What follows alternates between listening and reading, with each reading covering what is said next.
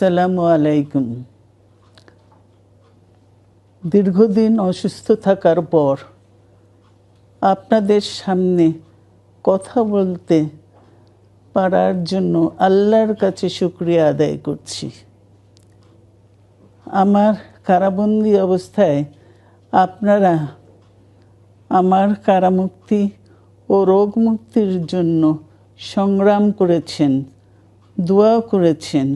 সেজন্য আমি আপনাদের সকলকে ধন্যবাদ জানাচ্ছি। দীর্ঘ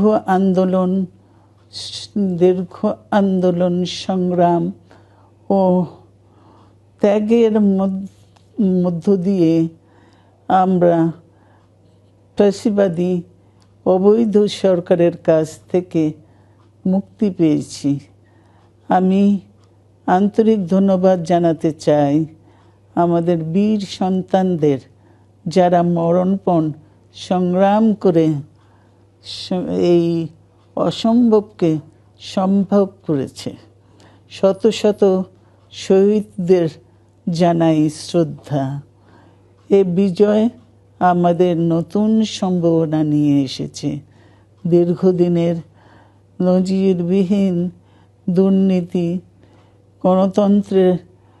গণতন্ত্রের ধ্বংসের স্তূপের মধ্য থেকে আমাদের নির্মাণ করতে হবে এক সমৃদ্ধ বাংলাদেশ।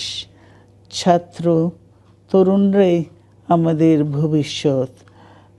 তরুণরা এই যে স্বপ্ন নিয়ে বুকের রক্ত ঢেলে দিয়েছে, সেই স্বপ্ন বাস্তবায়নে করতে মেধা, যোগ্যতা, জ্ঞান ভিত্তিক গণতান্ত্রিক বাংলাদেশ গড়ে তুলতে হবে।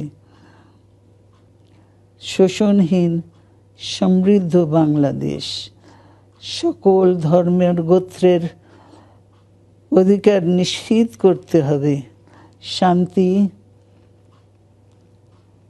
প্রগতি আর সাম্যের ভিত্তিতে আধুনিক বাংলাদেশ নির্মাণে আসুন আমরা তরুণদের হাত শক্তিশালী করি।